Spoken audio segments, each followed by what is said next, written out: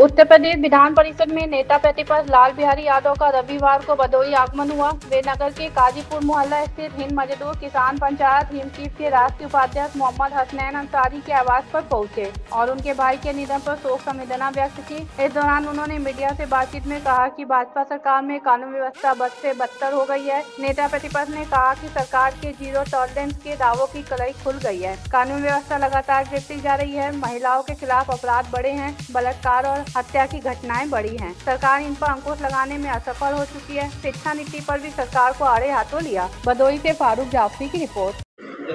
Sir, आज भदोही में आपका आगमन हुआ, क्या उद्देश्य है? भदोही में कल मैं आया जो है और रात में मैं रुका यहाँ और हमारे दल के और पूर्व मंत्री पूर्व सांसद स्वर्गीय रतिराम बिंद जी के घर जो है दरवाज़ा करने के लिए मैं गया था जो है। और इसके बाद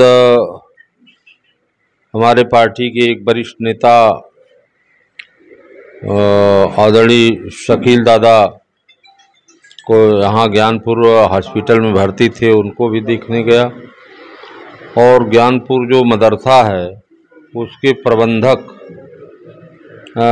जी डॉक्टर शकील अहमद साहब के निधन के बाद उनके परिवार से मिला। और इसके बाद गुलाबी देवी इंटर कॉलेज के प्रबंधक शिवराम बिंद जी के माता जी के निधन पर उनके यहाँ गया और हमें पता चला कि हमारे भाई जो है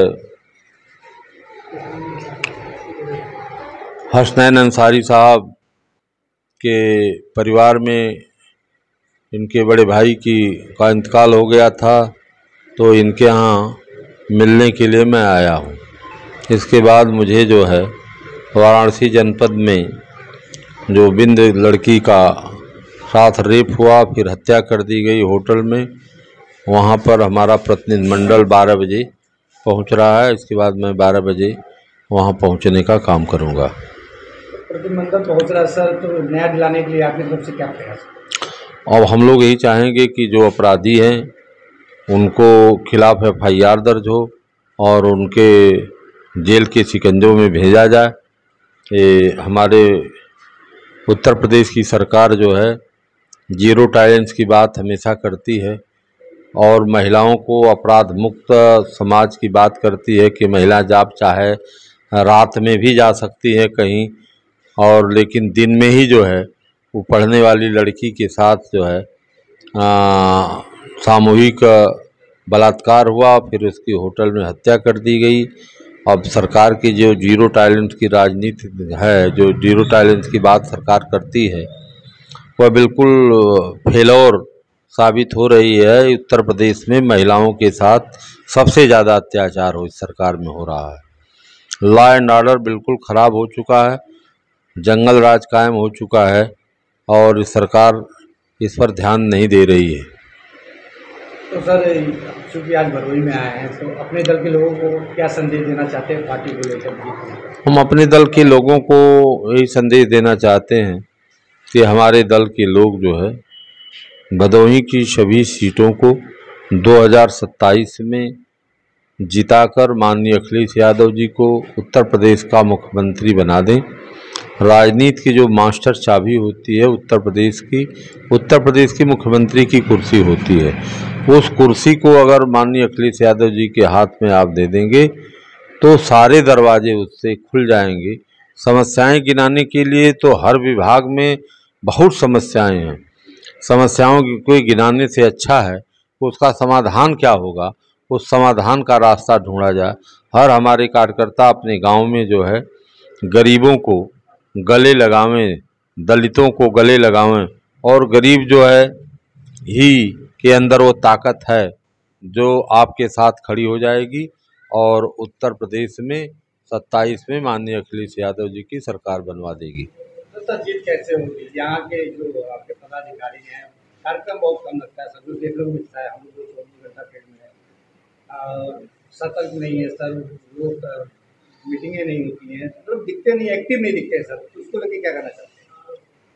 देखिए, कार्यकर्ता और पदाधिकारी की जो भी स्थिति हो, जैसा आप बता रहे हैं, लेकिन हमारी जनता पूरी तरह से मुखर है और जनता इतना त्रस्त है महंगाई, बेरोजगारी, भ्रष्टाचार से, थाने और तहसीलों के भ्रष्टाचार से, कि वो इस सरकार से पूरी तरह से ऊब चुकी है।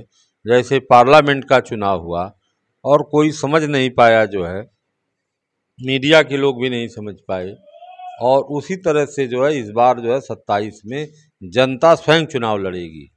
कार्यकर्ता और नेता पीछे छूट जाएंगे, जनता आगे होकर के जो है चुनाव लड़ेगी। कार्यकर्ता नेता को क्या संदेश आपकी तरफ से?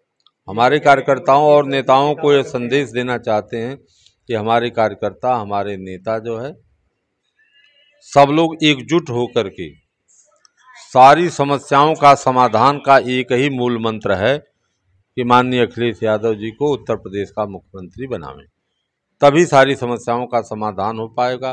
चाहे वो मदरसे के विद्यालय हों, चाहे एडेड विद्यालयों के सेक्शन 21, सेक्शन 18, सेक्शन 12 में संशोधन का सवाल हो, चाहे वित्तविहीन शिक्षकों को मानदेय देने का सवाल हो, चाहे जो है आधुनिक शिक्षकों के मानदेय देने का सवाल हो, चाहे शिक्षा मित्रों को जो है समायोजित करने का सवाल हो, चाहे तदर्थ शिक्षकों को समायोजित करने का सवाल हो, चाहे कृषि का जो वाजिब मूल्य है वह बिचौलिया ले रहे हैं, डायरेक्ट किसान नहीं पा रहा है, उनका सवाल हो, सारे सवालों का एक ही समाधान है। बड़े पैमाने पर स्कूलें बंद हो रही है, बड़े पैमाने पर स्कूलों को बंद करके सरकार जो है सारी शिक्षण संस्थाओं को, जो राजकीय हैं, एडेड हैं, सबको प्राइवेट सेक्टर को देना चाहती है और इतनी शिक्षा को महंगा करनी चाहती है कि गांव गरीब किसान मजदूर का बेटा शिक्षा से वंचित हो जाए। ये सरकार की योजना।